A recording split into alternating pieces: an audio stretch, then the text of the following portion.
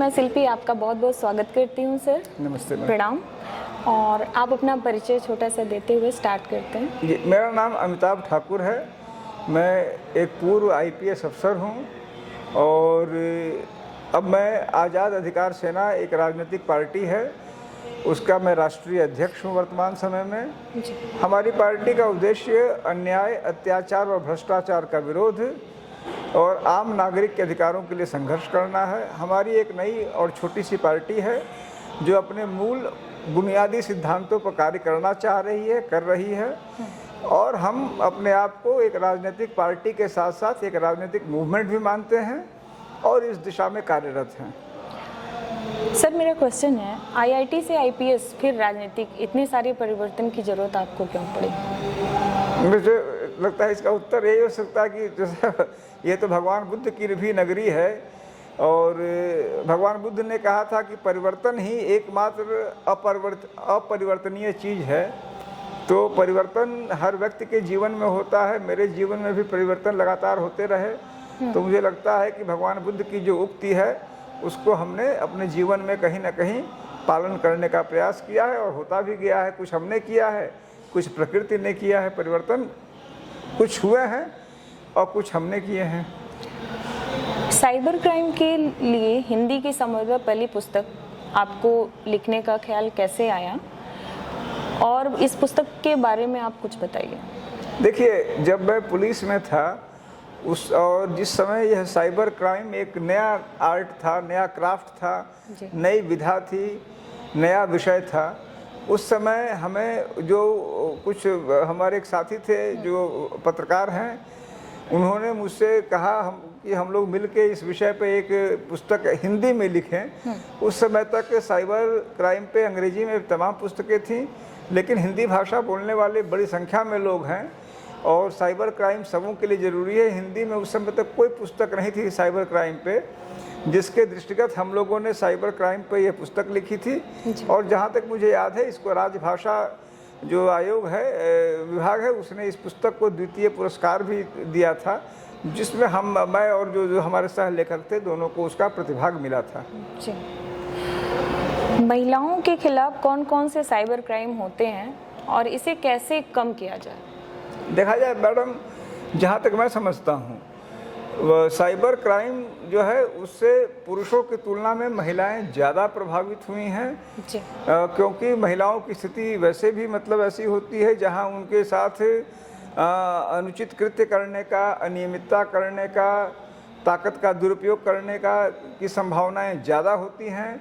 तो अब जब से पहले तो था कि भाई आपको किसी महिला को पीड़ित करना है तो आपको उसके कम से कम फेस टू फेस आना पड़ेगा, या रिस्क लेना पड़ेगा कि आपने चिट्ठी लिखी तो आपका हैंड राइटिंग है तो ये है वह है। अब जब से नई विधा आ गई है तब से आपने, और जब से तमाम लोग जान गए हैं कि हम एक फॉल्स आईडी बना सकते हैं, या हम आजकल जैसे होता है कि किसी फॉल्स नंबर से हम लोग फ़ोन कर सकते हैं, तो साइबर क्राइम बहुत ज़्यादा तेज़ी से महिलाओं के लिए बढ़ गया है और उनको प्रताड़ित कर रहा है, उनको परेशान कर रहा है। मेरी समझ में साइबर क्राइम से महिलाएं पुरुषों की तुलना में कई गुना ज़्यादा कुप्रभावित हैं। तो इसको कम कैसे किया जाए? मतलब देखिए, जाहिर सी बात है कि इसको कम कैसे किया जाएगा, दो तीन है। एक जी, निश्चित रूप से एक तो यह है कि जब कोई महिला उत्पीड़ित होती है और वह पुलिस के पास जाती है या लॉ इन्फोर्समेंट एजेंसी के पास जाती है, तो लॉ इन्फोर्समेंट एजेंसी उसकी प्रथम सूचना रिपोर्ट तत्परता से दर्ज करे, उसको गंभीरता से ले, उसके महत्व को समझे, उस महिला की वेदना को समझे, और यह नहीं कि मतलब वो सोचे कि एक बोझ आ गया है, जैसा आज हो रहा है कि वो कह रहे हैं क्या हो गया आपको, उसने गाली ही तो दे दी, आपको भद्दी तस्वीर तो भेज दी, आपके बारे में कुछ गंदा ही तो कर दिया। उस मर्म को समझे कि वह दर्द यदि उसकी बेटी को, जो पुलिस वाला है, उसकी बेटी, बहू, पत्नी, बहन के मामले में यदि उसी प्रकार की छेड़छाड़ हो साइबर विधा से, तब कैसा लगेगा। यदि उस दर्द को समझेंगे, उस तरह से एक्ट करेंगे, तो निश्चित रूप से यह जो है लॉ इन्फोर्समेंट का बेटर रिएक्शन होगा और वो कुल मिला के वह दर्द समझने, मर्म समझने की बात है। कष्ट का विषय है कि अक्सर पुलिस के लोग उस कष्ट, उस दर्द को, उस मर्म को नहीं अनुभव करते हैं और सिर्फ पुलिसिया नज़रिया से देखते हैं, जिसके कारण कई बार वो उसमें उस तत्परता से कार्रवाई नहीं करते हैं, जिसके कारण जो साइबर क्राइम करने वाले हैं वो इम्बोल्डन हो जाते हैं। उनको लगता है कि अरे भाई मैंने एक को मैंने छेड़ा, मैं दूसरे को छेड़ूंगा, फिर तीसरे को छेड़ूंगा, कोई मेरा क्या बिगाड़ लेगा, जब एक में नहीं हुआ दूसरे में भी नहीं हुआ। तो मुझे लगता है कि लॉ एनफोर्समेंट एजेंसीज का जो पुअर रिएक्शन है वह सबसे बुरी बात है। अब उसके लिए मैं महिलाओं को आपके माध्यम से अनुरोध करूंगा, उनके जो पुरुष साथी हैं, पिता हैं, माँ हैं, जो भी हैं, मतलब परिवार के लोग हैं, उनसे अनुरोध करूंगा कि यदि उनके परिवार की महिलाओं के मामले में यदि छेड़छाड़ या अन्य किसी भी प्रकार से साइबर उत्पीड़न की शिकायतें आती हैं, साइबर क्राइम की शिकायतें आती हैं और पुलिस एक्शन नहीं लेती है, तो उसमें अधिकारों अपने, वह अधिकार है हमारा। जैसे हमारी पार्टी, हमने अपनी पार्टी का ही नाम रखा है आज़ाद अधिकार सेना। हम यह मानते हैं कि ये बहुत सारी चीज़ें संविधान ने हमको दी हैं, कानून ने दी हैं। कोई व्यक्ति हम पे एहसान नहीं कर रहा है। यदि कोई लॉ एनफोर्समेंट एजेंसी मेरे कहने पे एफआईआर लिख रहा है या मुलजिम को पकड़ रहा है तो मुझ पे एहसान नहीं कर रहा है, वो ड्यूटी निभा रहा है, हमारे अधिकारों को हमें दे रहा है। तो वो उनका अधिकार है उन महिलाओं का, उन अधिकारों के प्रति जागृत होवें और उसको इन्फोर्स करावें।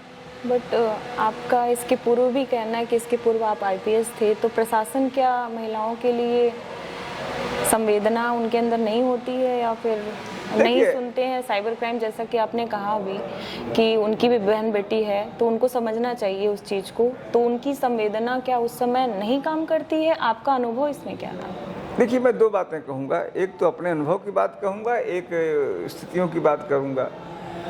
कि पहली बात महिलाओं के लिए ही नहीं, मैं कहूँगा पुरुषों के लिए भी, किसी भी नागरिक के लिए। कई बार लोग कहते हैं कि भाई दलितों के लिए, कमज़ोरों के लिए, महिलाओं के लिए, बच्चों के लिए, ये तो निश्चित रूप से एक वर्गीकृत एक तरह से विभाग हुए।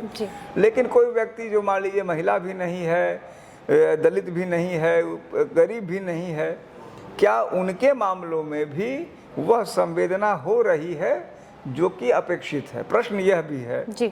और महिलाओं के लिए अलग से विशेष संवेदनाएं हों, बच्चों के लिए विशेष अलग से संवेदनाएं हों, वो तो अपनी जगह ही हैं। तो उन संवेदनाओं का अभाव, लेकिन आपका अनुभव क्या रहा? मैं उसी पा रहा हूँ कि उन संवेदनाओं का निश्चित रूप से अभाव रहता है।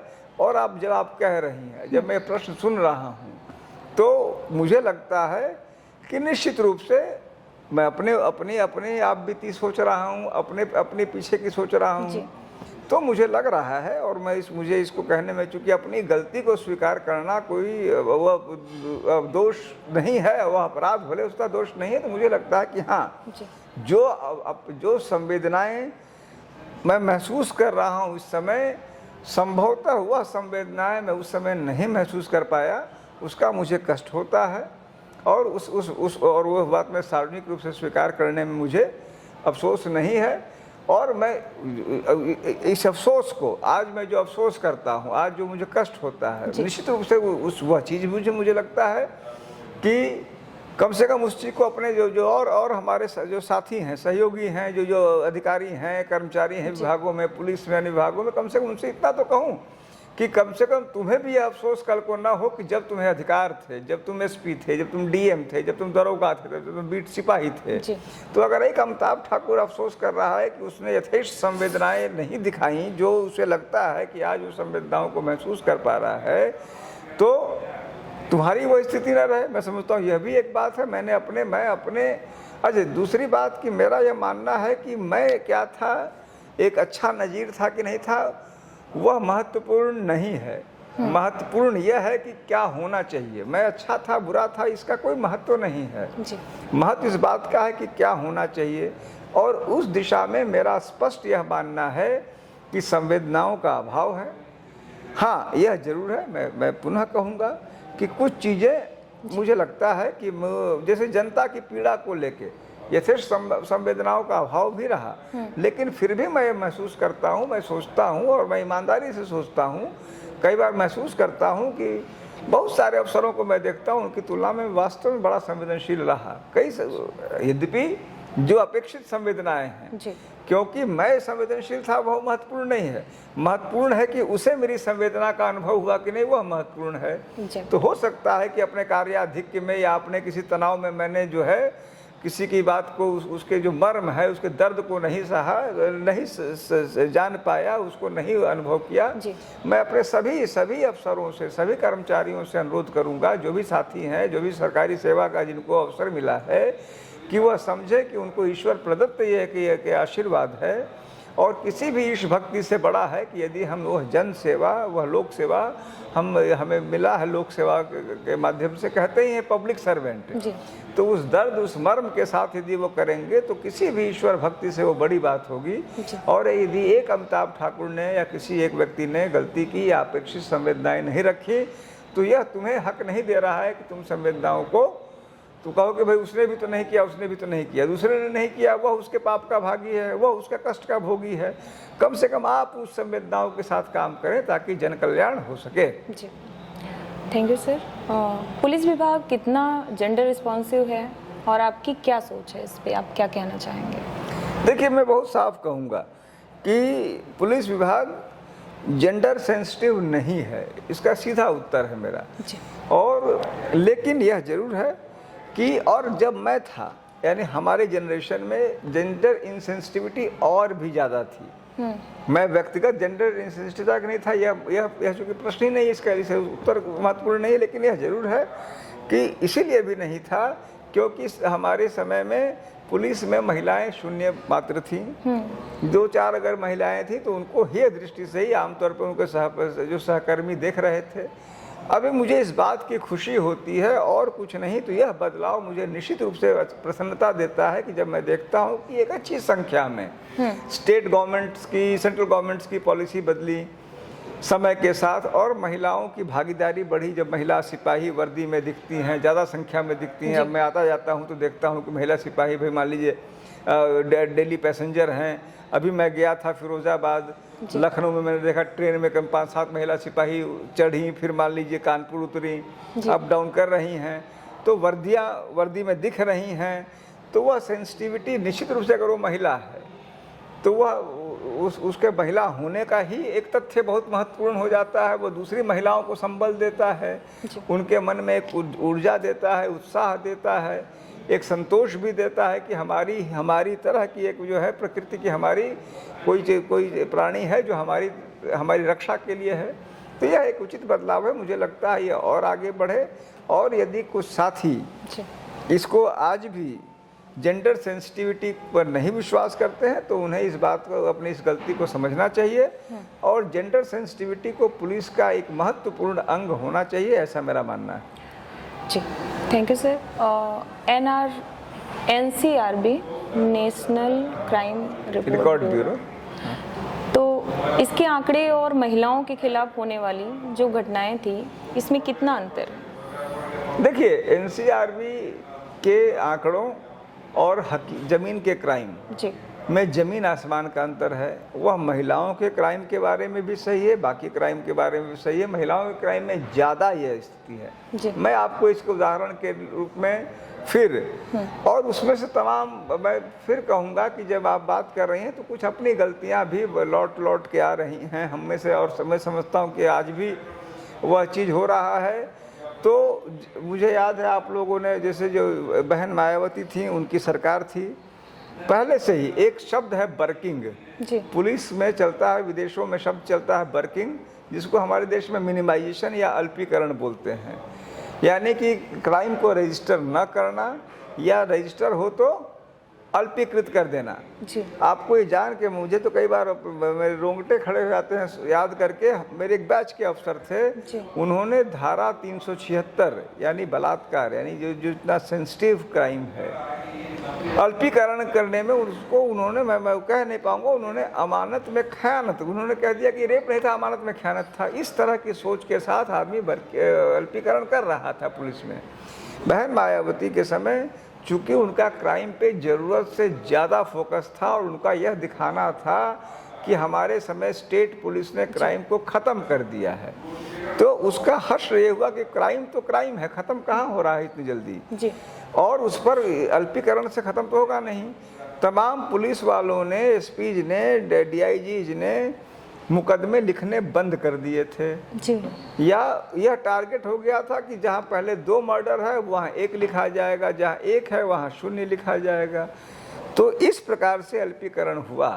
तो उस तरह के अल्पीकरण का सीधा असर यह पड़ा कि महिलाओं से संबंधित क्राइम भी बहुत बहुत बहुत, जो आप कह रही हैं, मतलब क्राइम हो रहे थे, क्राइम दर्ज नहीं किए जा रहे थे। यह स्थिति वास्तव में बड़ी खतरनाक थी। और मैं जब भी देखता हूँ और जब भी सोचता हूँ कि जो जैसे कई सीएम साहब, मौजूदा सीएम भी, कि क्राइम नहीं हो रहा है, जो यह दावा करके आता है क्राइम नहीं हो रहा है या हमने क्राइम पर कंट्रोल कर लिया, हिंदुस्तान में बिना वास्तविक रूप से जो क्राइम को लेके जो तत्व हैं उन पर वर्कआउट किए, वह हमेशा विद्रूप स्थितियां पैदा करता है।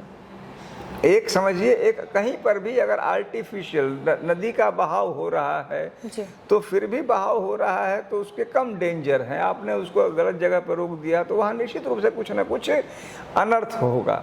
उसी प्रकार से आप उस क्राइम के जो प्रवाह है उसको आप एक विद्रूप स्वरूप में रोकना चाहते हैं, जैसे ये कर रहे हैं। हाफ एनकाउंटर, फुल एनकाउंटर आप देख रही हैं, रोज घटनाएं घट रही हैं और ये अपना हाफ और फुल एनकाउंटर में प्रसन्न हैं। लेकिन आपको अभी भी लगता है कि महिलाओं की सुनवाई नहीं हो रही है?